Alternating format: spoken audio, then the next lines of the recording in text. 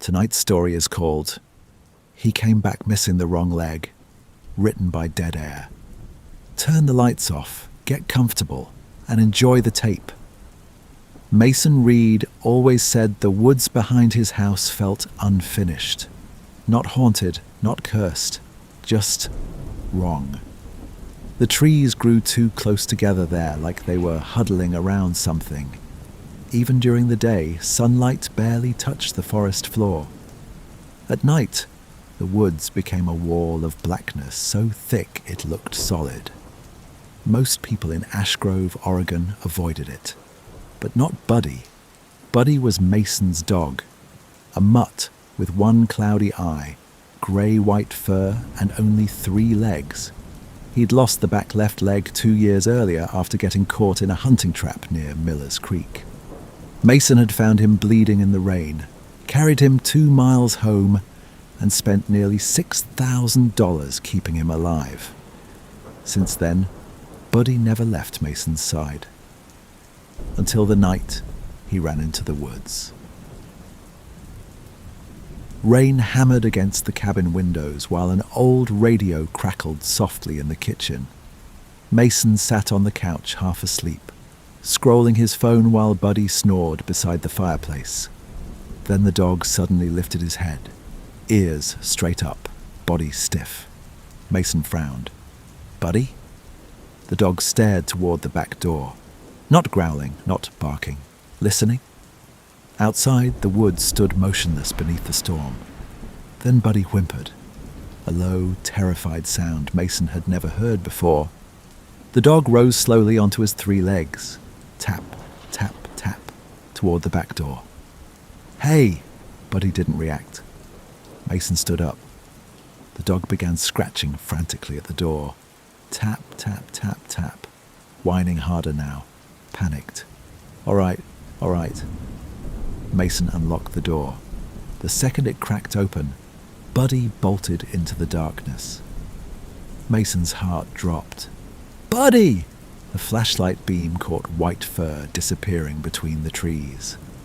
Then nothing, only rain. The woods swallowed sound strangely at night.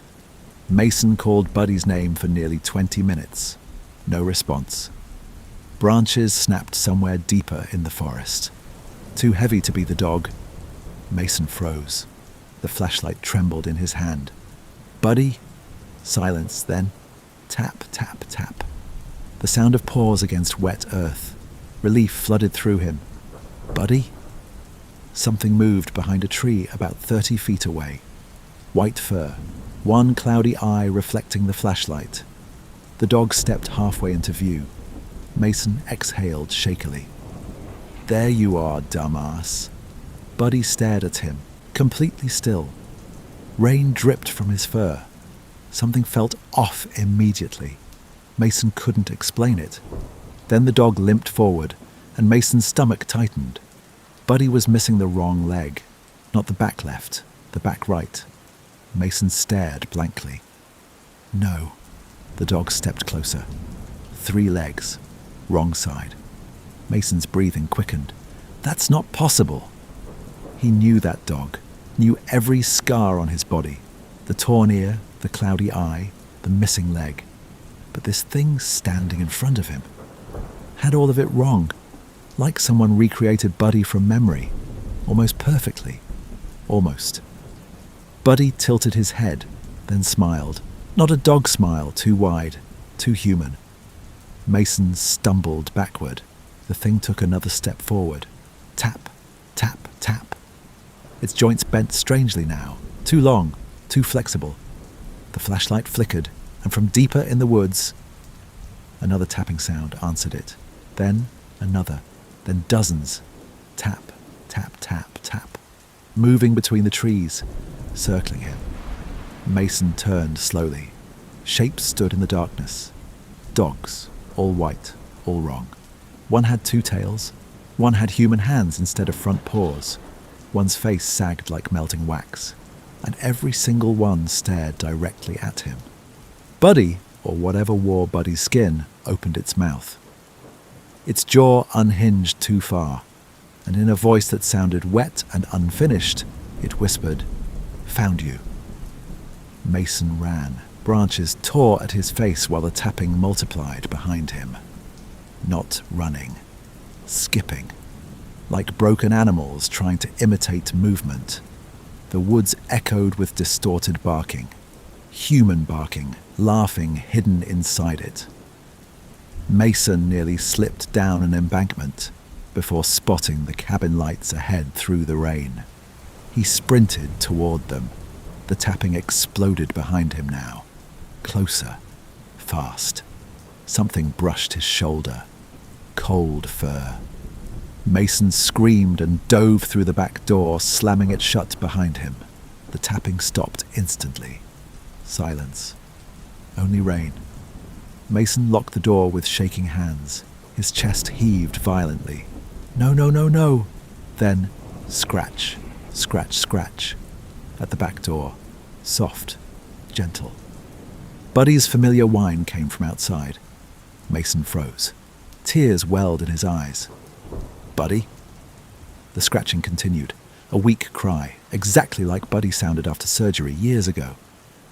Mason approached the door slowly, then stopped, because beneath the scratching, he heard breathing inside the house. Behind him. Mason turned. The hallway leading to the bedrooms sat dark and empty, but muddy paw prints covered the floor, three-legged prints, leading deeper into the cabin. Tap, tap, tap, from the hallway. Mason backed away slowly. The thing at the door kept whining. The thing in the hallway kept approaching, and then both sounds stopped at the exact same time. The entire cabin fell silent. Even the rain outside vanished. Mason realized something horrifying then. The woods hadn't followed Buddy home. Buddy had brought them home. The hallway light clicked on by itself. At the far end of the corridor stood Buddy. Normal Buddy, missing the correct leg, tail wagging weakly, covered in blood. His cloudy eye locked onto Mason, and for one hopeful second, Mason believed it was really him, until Buddy spoke. "Mason." Human voice, perfectly clear. The dog's mouth never moved correctly while talking, skin stretched too tightly around its jaw. "Mason, let us inside." Then the hallway behind Buddy began filling with shapes. Dozens of pale animal faces emerging from the darkness, smiling, waiting. Tap, tap, tap. The cabin lights died, and the screaming started. Hope you guys enjoyed another dark story from Dead Air. Tonight's story reminded us that sometimes the scariest things aren't monsters hiding in the dark. They're the things we love coming back different. But before you disappear into the dark, we have a question for you. Have you ever gone somewhere that gave you a bad feeling? For no reason at all? Maybe it was a road, a house, a stretch of woods, a lake. Somewhere that felt like it didn't want you there. Tell us about it down in the comments. Did you ignore the feeling? Or did something happen that made you wish you hadn't? Because sometimes places hold on to things. Memories, secrets, people. And some places never let them go. Who knows? Your story might inspire a future tape on VHS After Midnight. And be sure to join us next week for the conclusion of Raven Crow's Stillwater. Until next time. Some things sink, some things wait,